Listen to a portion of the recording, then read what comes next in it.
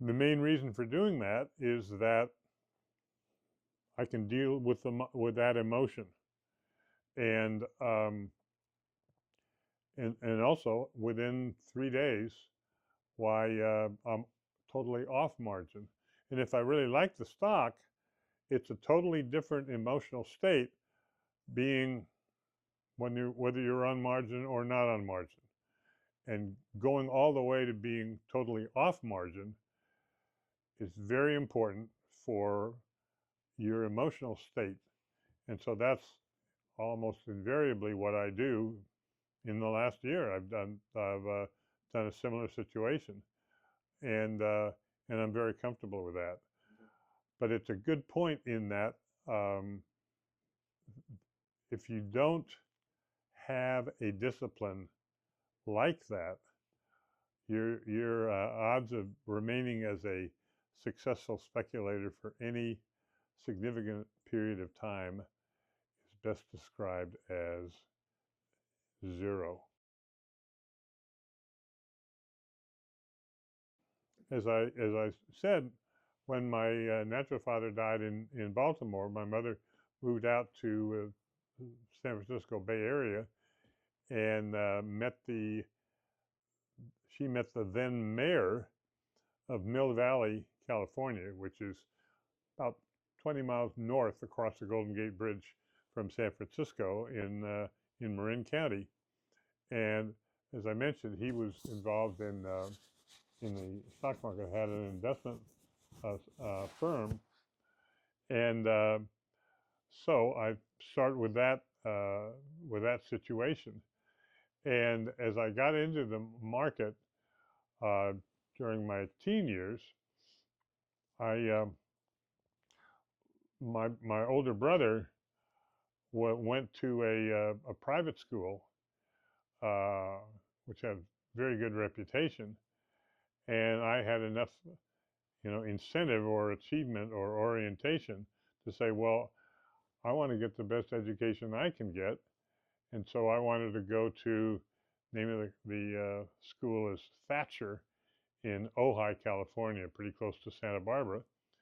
And so I was 4 years at Thatcher, and I think by the end of the time there, I wasn't I was on the varsity tennis team.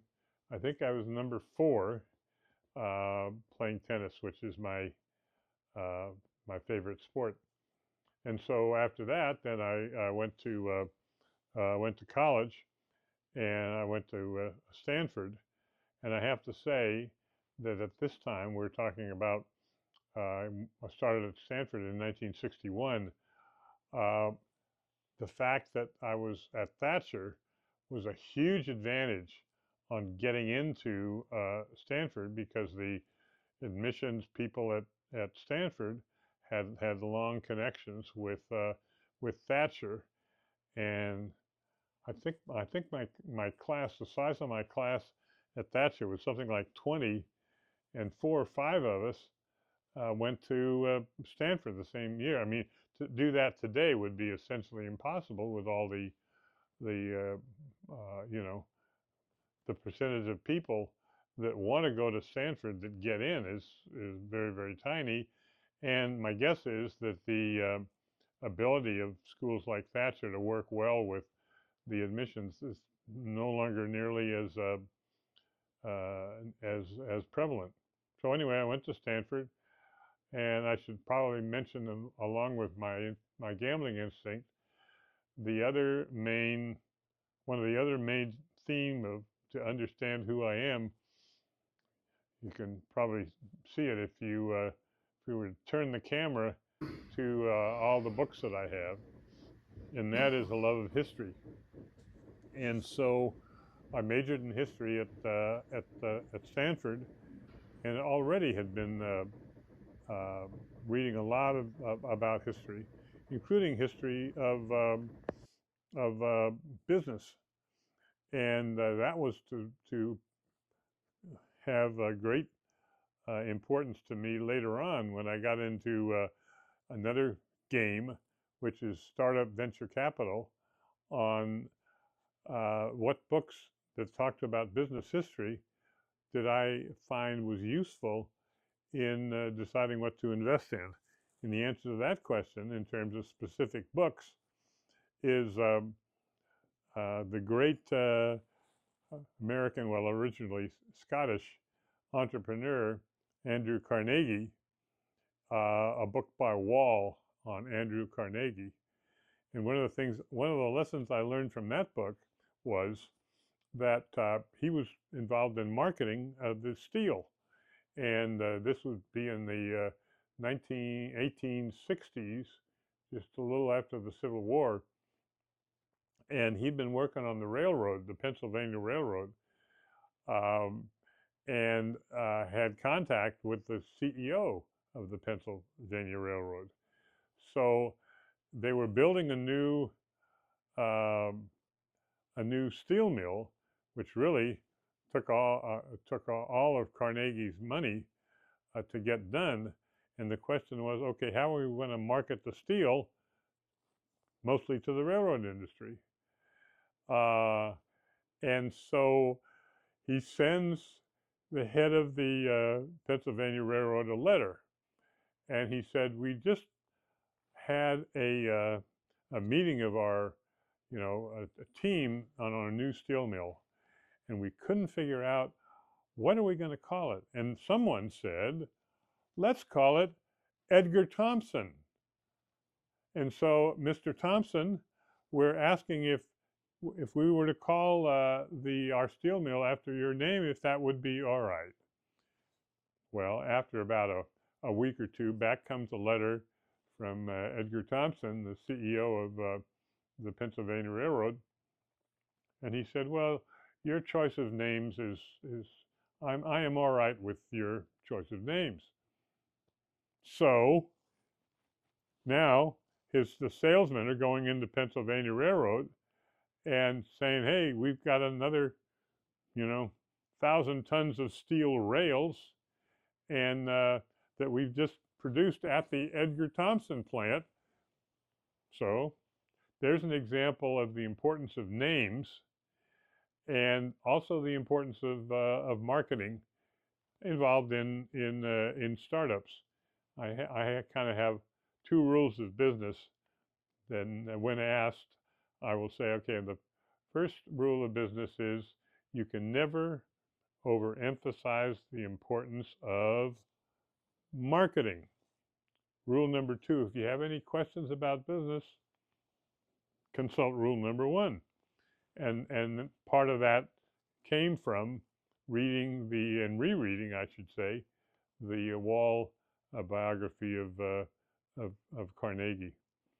So my interest in history is a very important way of how I think of it, as I think historically. What I will do when I'm trying to think about it, involved with some new issue, including a company, gee, am I going to buy this stock or this, that, or the other?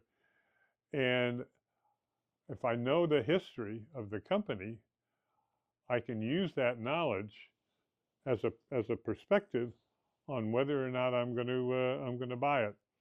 So and then also in my time away from the financial markets every day, I will normally read a little history. Right now, I've got a book called Re-Entry about Elon Musk and SpaceX, right? The history of Elon Musk. So that's an example. I will finally say, if I were asked what the history of what business person probably had the greatest impact on me, it would have to be The Little Kingdom, which was a biography of the start of Apple computer and Steve Jobs. So those are examples of how I will use reading and history as a part of my speculative universe. After I got out of Stanford, I couldn't get a job anywhere. And the reason was that we're talking about 1965, and like a month before I graduated, no, about a month after I graduated, um, the then President of the United States, his name was Lyndon Baines Johnson, he said, "We will stand in Vietnam and we're going to draft everybody in the country, including recent uh, college graduates like me." I had seen that coming um, a couple of weeks in advance, just after I graduated uh, from Stanford, and I said to myself, "How do I feel about you know being being drafted?" And I said, "With my eyesight, I'm nearsighted. I said, if they put me in the combat line, it would be about a pretty good chance that we'd already lost the war." So I said to myself, what are my options? And so, having thought about it, I took my car and I went over to San Francisco to the armory for the California National Guard. And I said, I'd like to join up. They said, sign here, you're in. 2 weeks later, Johnson says, okay, we're going to draft everybody and his brother. And so all the National Guard armies, the recruits came pouring in, but I was already in. And so reason I couldn't get a job is I hadn't been to basic training yet. So every time I go to try to get hired, somebody would say, well, Mr. Leppo, what's your draft status? And I would say, well, I'm in the National Guard. And they say, and have you been to basic training? And I said, well, no, not yet. And they say, well, as soon as you get out of basic training, do give us a call. Have a happy day. So this went on for like 6 months. And my father, Harrison Leppo, was kind of doing the, what do you call it? Kind of the father bird with the nestling, kind of, you know, pushing them out of the nest.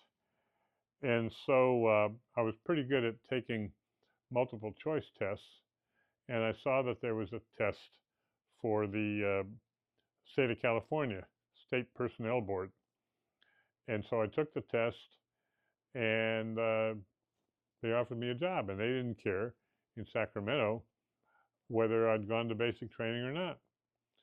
So up I go and live in Sacramento for about a year and a half, making up multiple choice tests, and then I got the call from my National Guard people, and they said, "Okay, we're ready for basic training." And this would have been in right at the end of 1966, and so I was in basic training for like 4 months, the absolute minimum to qualify. And so while I was in basic training, I said to myself, I think I want to go to business school.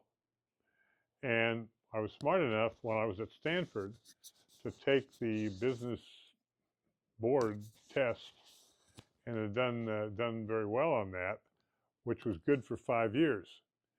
And so I was lucky to get into Harvard Business School, which I attended.